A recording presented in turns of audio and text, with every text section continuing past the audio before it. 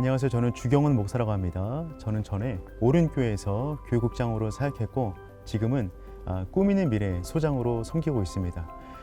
제가 주로 관심 있는 사역은 다음 세대 교육과 관련된 부분인데 저는 저 스스로를 소개할 때 브릿지 빌더라는 표현을 쓰기를 좋아합니다.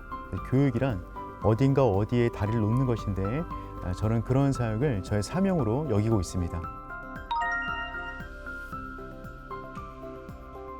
그번에 청소년 트렌드를 연구하다 보니까 그 청소년 가운데 특이하게 드러나는 하나의 트렌드를 발견하게 되었어요.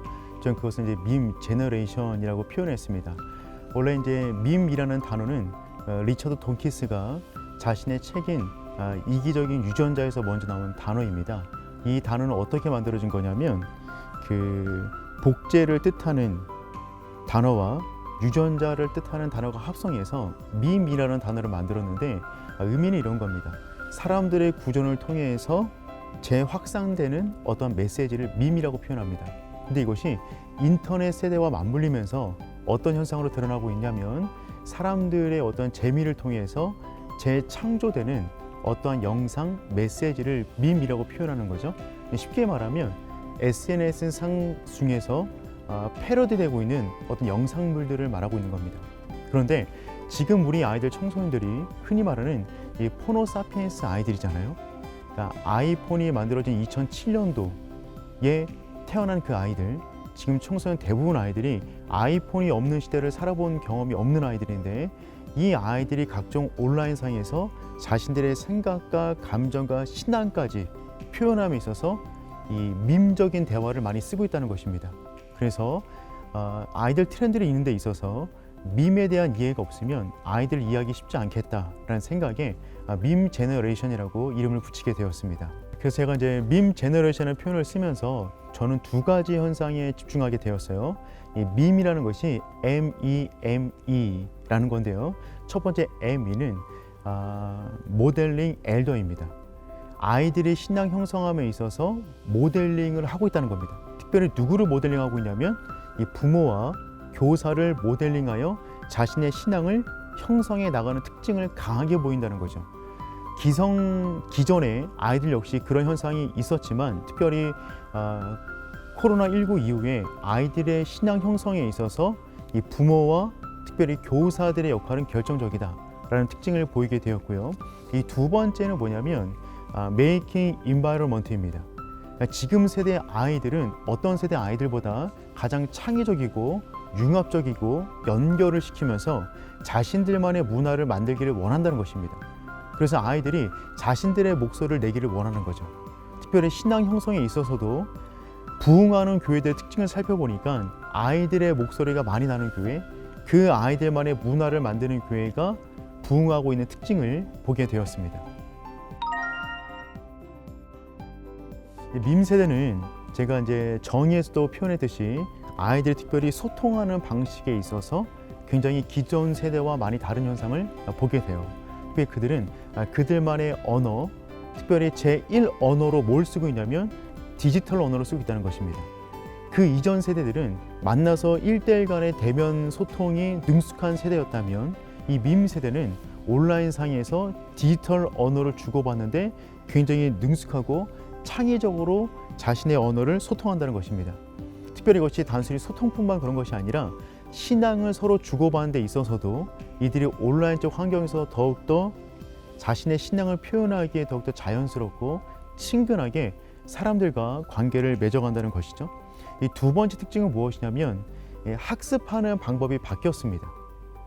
그러니까 밈 세대들은 학습에 있어서 대면으로 학습하는 것보다 온라인 상황에서 지식과 정보를 습득하는데 더욱더 능숙하고 자유롭게 여기며 학습이 좀 더 쉽게 일어난다는 것입니다. 세 번째 특징으로는 그럼에도 불구하고 이들은 현장을 중요하게 여긴다. 이들이 밈 세대이기 때문에 온라인 상에만 갇혀 있는 것이 아니라 그들이 현장으로 나가길 원합니다. 소통은 온라인에서 하지만 그들이 대면으로 만나서 자신들의 문화를 만들기를 원하는 그 욕망이 굉장히 강한 세대가 이 밈 세대라고 생각이 되어지고요. 마지막 네 번째는 그래서 이 가족이 굉장히 중요하게 되었다라는 것입니다. 특별히 코로나19 이후에 가정에서 부모가 자녀에게 주는 영향, 가정의 분위기 이런 것들이 아이들의 정서와 신앙 형성에 있어서 굉장히 결정적인 요인을 갖고 있다는 것입니다. 일례로 이번 조사를 통해서 우리가 볼 수 있는 것은 무엇이었냐면 기독 청소년 예배 참석의 가장 큰 허들이 부모였습니다.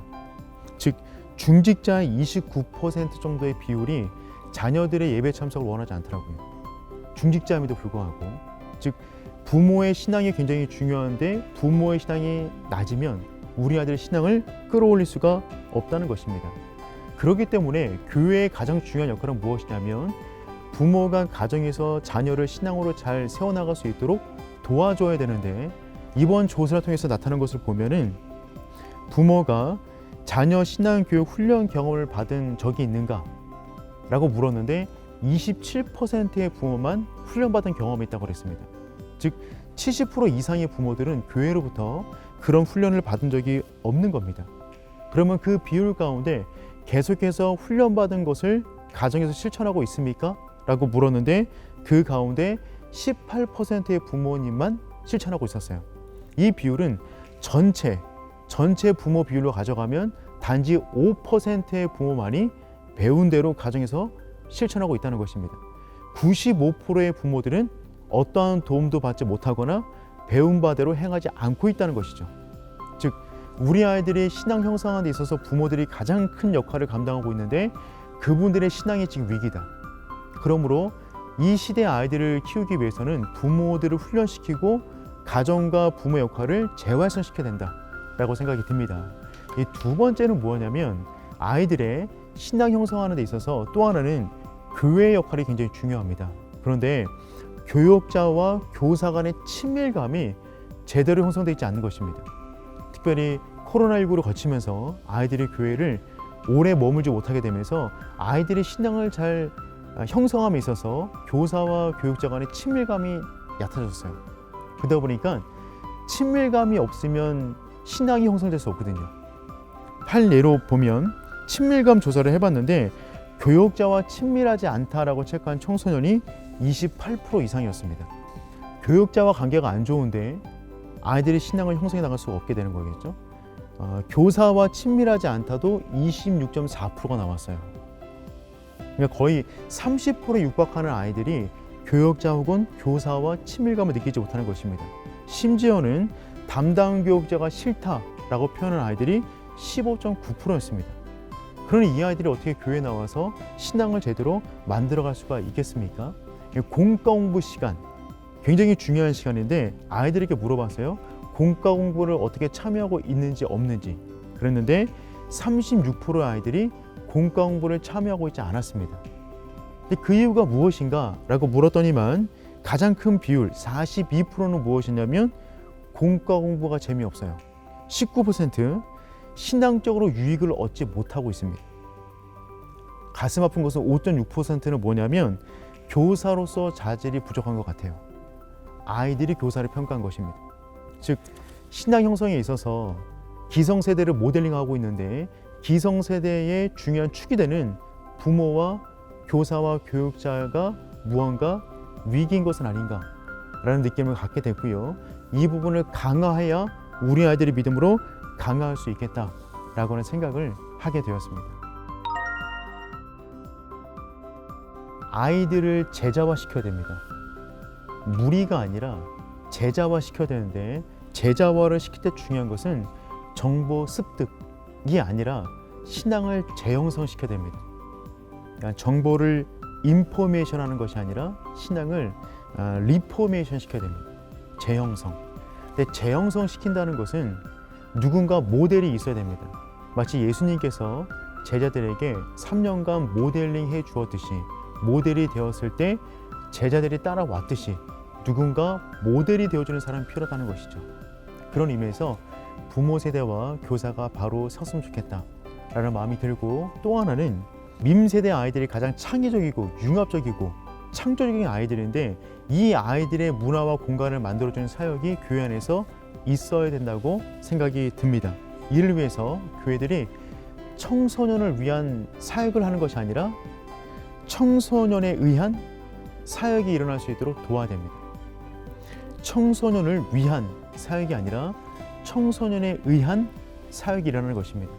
그들을 위해서 누군가가 대신해 주는 것이 아니라 그들이 그들의 사역을 일으킬 수 있도록 교회가 그들의 목소리를 들어주고 함께 문화를 만들어준다면 우리 아이들은 그 어떤 세대보다 더 창의적으로 그들의 신앙을 만들어갈 수 있을 거라고 생각이 듭니다.